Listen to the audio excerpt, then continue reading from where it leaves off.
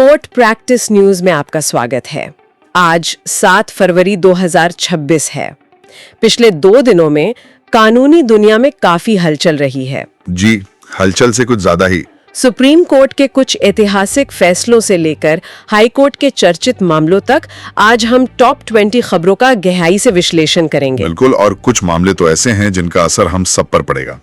तो चलिए सबसे पहले देश की सर्वोच्च अदालत सुप्रीम कोर्ट की कुछ महत्वपूर्ण खबरों से शुरुआत करते हैं। जी, सबसे पहली और मुझे लगता है सबसे ज्यादा चर्चित खबर बिहार चुनाव से जुड़ी है। जन सुराज पार्टी ने एक याचिका दायर की थी। हाँ, वोटों के लिए नकदी के आरोपों पर, और सुप्रीम कोर्ट ने उसे सुनने से इनकार कर दिया। जी, और इसमें कोर्ट की जो टिप्पणी थी वो बहुत महत्वपूर्ण थी। क्या कहा कोर्ट ने?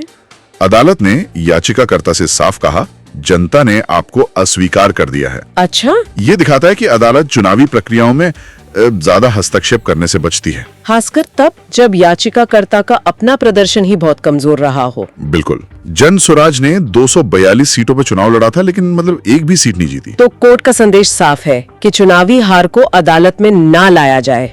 एक तरह से हाँ। एक और कड़ा रुख तेलंगाना स्पीकर के मामले में भी देखने को मिला।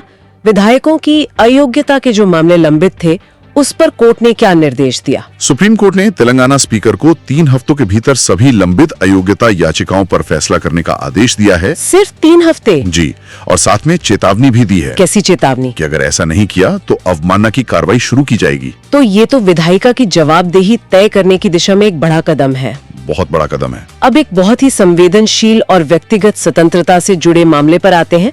सुप्रीम कोर्ट ने 30 हफ्तों की गर्भवती एक नाबालिग को गर्भपात की अनुमति दे दी। इस मामले में कोर्ट की टिप्पणी ऐतिहासिक है, मतलब इसे भविष्य के लिए एक नजीर की तरह देखा जाएगा। क्या कहा था कोर्ट ने? अदालत ने कहा, किसी भी महिला को गर्भधारण जारी रखने के लिए मजबूर नहीं किया जा सकता। ये तो बहुत बड़ी बात है। जी, ये फैसला एक महिला के अपनी शारीरिक स्वायत्तता, जिसे हम रिप्रोडक्टिव ऑटोनॉमी कहते हैं, उसके अधिकार को मजबूत करता है। निजता यानी प्राइवेसी के अधिकार को लेकर भी सुप्रीम कोर्ट ने सख्त रुख अपनाया है। व्हाट्सएप और मेटा को क्या चेतावनी दी गई? कोर्ट ने मेटा और व्हाट्सएप को बहुत साफ शब्दों में चेतावनी दी कि वे यूजर्स के डेटा को व्यावसायिक लाभ के लिए साझा नहीं कर सकते। ये तो हम हमेशा सुनते हैं। इसमें नया क्या था? नया था कोर्ट का अगला ऑब्जर्वेशन। अदालत ने इस बात पर चिंता जताई कि टेक्नोलॉजी कंपनियों की प्राइवेसी पॉलिसी इतनी चालाकी से लिखी जाती हैं, हाँ, कि कोई पढ़ता ही नहीं है। बिल्कुल, और एक आम नागरिक उनके असल नतीजों को समझ ही नहीं पाता, बस आई एग्री पर क्लिक कर देता है। ये तो बहुत जरूरी मुद्दा उठाया कोर्ट ने। जी। अच्छा, रियल एस्टेट से जुड़ा भी एक अहम फैसला आया। अगर कोई घर खरीद कर उसे किराए पर दे देता है तो क्या वो फिर भी उपभोक्ता माना जाएगा? बिल्कुल माना जाएगा। सुप्रीम कोर्ट ने एनसीडीआरसी के एक आदेश को पलटते हुए ये कहा। तो मतलब सिर्फ फ्लैट को किराए पर देने से घर खरीदार का उपभोक्ता का दर्जा खत्म नहीं होता? नहीं होता, उसे बिल्डर के खिलाफ उपभोक्ता अदालत में शिकायत करने का पूरा अधिकार है। चलिए, तो घर खरीदारों के लिए एक बड़ी राहत है। निश्चित रूप से। अब बात करते हैं हाई कोर्ट्स की।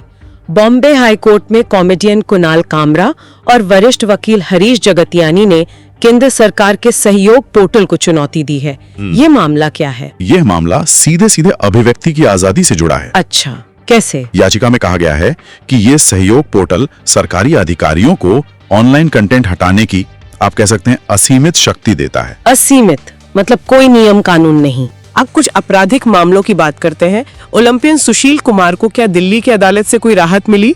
नहीं, कोई राहत नहीं। सागर धनक्कड़ हत्याकांड मामले में दिल्ली की एक अदालत ने ओलंपियन सुशील कुमार को जमानत देने से इनकार कर दिया है। तो कोर्ट ने मामले की गंभीरता को ही आधार माना। जी बिल्कुल। और अभिनेता से राजनेता बने विजय के लिए भी मद्रास हाईकोर्ट से अच्छी खबर नहीं आई। नहीं, मद्रास हाईकोर्ट ने अभिनेता विजय पर आयकर विभाग ने जो 1.5 करोड़ रुपए का जुर्माना लगाया था उसे बरकरार रखा है। ये मामला कब का है? ये मामला 2015-16 के दौरान 15 करोड़ रुपए की अघोषित आय से जुड़ा है। अच्छा, इसी तरह अभिनेता राजपाल यादव को भी दिल्ली हाईकोर्ट से कोई राहत नहीं मिली।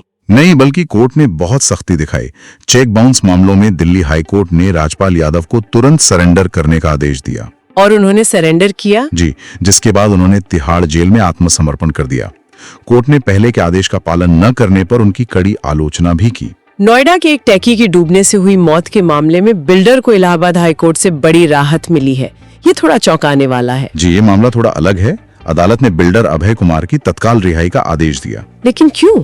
क्योंकि कोर्ट ने माना कि उनकी गिरफ्तारी हाईकोर्ट के पहले के आदेश और जो अनिवार्य कानूनी प्रक्रियाएं हैं उनका उल्लंघन थी। तो ये मामला मेरिट पर नहीं बल्कि प्रक्रिया पर था। बिल्कुल, प्रक्रियात्मक गलती की वजह से राहत मिली। गैंगस्टर अबू सलीम की पैरोल याचिका पर बॉम्बे हाईकोर्ट ने क्या फैसला सुनाया? अदालत ने अबू सलीम की याचिका खारिज कर दी। वो अपने घर आजमगढ़ जाना चाहता था। जी, आपातकालीन पैरोल पर। लेकिन अदालत ने उसकी सुरक्षा के लिए जो पुलिस एस्कॉर्ट की सख्त शर्तें थीं, उनमें ढील देने से इनकार कर दिया। और उसका खर्च भी उसे खुद उठाना था। जी बिल्कुल। चलिए अब कुछ और अहम कानूनी मामलों पर नजर डालते हैं। NCLAT ने अभिनेता अक्षय कुमार की एक याचिका खारिज कर दी है। हाँ, उन्होंने एक एडटेक फर्म QLearn के खिलाफ दिवालियापन याचिका दायर की थी। तो उसे क्यों खारिज किया गया? ये एक दिलचस्प मामला है।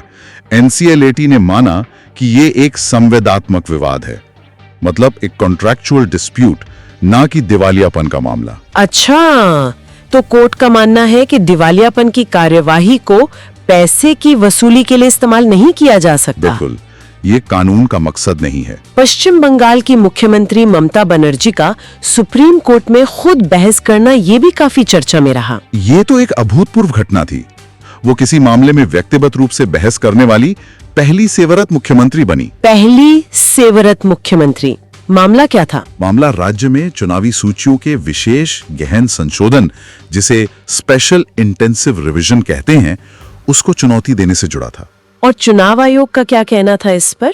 चुनाव आयोग ने सुप्रीम कोर्ट में कहा कि ममता बनर्जी सरकार के लोग चुनाव अधिकारियों को धमका रहे हैं। ये तो बहुत गंभीर आरोप है। जी, बहुत गंभीर। मध्य प्रदेश के पूर्व मुख्यमंत्री दिग्विजय सिंह को भी एक मानहानि मामले में झटका लगा है। हाँ, ठाणे की एक अदालत ने दिग्विजय सिंह की उस याचिका को खारिज कर दिया जिसमें उन्होंने RSS कार्यकर्ता द्वारा दायर मानहानि के मुकदमे को रद्द करने की मांग की थी। तो अब उन पर मुकदमा चलेगा? जी, मुकदमा जारी रहेगा। एक और बहुत महत्वपूर्ण सवाल अब सुप्रीम कोर्ट के सामने है। क्या आपराधिक मामले से बरी हो चुका व्यक्ति पुराने न्यूज रिपोर्ट्स को हटाने की मांग कर सकता है? सुप्रीम कोर्ट अब इस महत्वपूर्ण सवाल की जांच करेगा। इसे भूल जाने का अधिकार या राइट टू बी फॉरगॉटन भी कहते हैं। ये तो बहुत ही दिलचस्प और जरूरी मामला है। जी, ये आने वाले समय में हमारी डिजिटल पहचान के लिए एक मील का पत्थर साबित हो सकता है। और अंत में कानून मंत्रालय द्वारा संसद में पेश किए गए आंकड़े भी ध्यान खींचते हैं। हाँ, ये आंकड़े न्यायपालिका में विविधता और प्रतिनिधित्व पर एक बड़ी बहस को जन्म देते हैं। क्या कहते हैं ये आंकड़े? आंकड़ों के अनुसार 2021 से नियुक्त सुप्रीम कोर्ट और हाई कोर्ट के 3/4 से अधिक न्यायाधीश, मतलब 75% से ज्यादा, वो उच्च जातियों से हैं। तो ये तो सामाजिक प्रतिनिधित्व पर एक बड़ा सवाल खड़ा करता है। निश्चित रूप से। तो ये थी पिछले 2 दिनों की कुछ सबसे बड़ी और महत्वपूर्ण कानूनी खबरें। व्यक्तिगत स्वतंत्रता से लेकर कॉर्पोरेट विवादों और राजनीतिक मामलों तक अदालतों ने कई महत्वपूर्ण फैसले दिए हैं। जी, और हर फैसले का एक गहरा असर है। आज की चर्चा में एक बात जो बार बार उभर कर सामने आ रही है, वो है टेक्नोलॉजी और कानून का टकराव। बिल्कुल सही कहा आपने। चाहे वो सहयोग पोर्टल हो या व्हाट्सएप की प्राइवेसी पॉलिसी, आने वाले समय में ये संतुलन बनाना न्यायपालिका के लिए एक बहुत बड़ी चुनौती होगी। डिजिटल अधिकारों और सरकारी नियंत्रण के बीच की ये जो लड़ाई है, ये अब और तेज होगी। तो आज का बड़ा सवाल यही है कि क्या हमारे कानूनी अधिकार हमारी डिजिटल जिंदगी की रफ्तार के साथ चल पा रहे हैं? सोचने वाली बात है। इस पे विचार जरूर कीजिएगा। कोर्ट प्रैक्टिस न्यूज में आज के लिए बस इतना ही। अगले अंक में फिर मुलाकात होगी। धन्यवाद।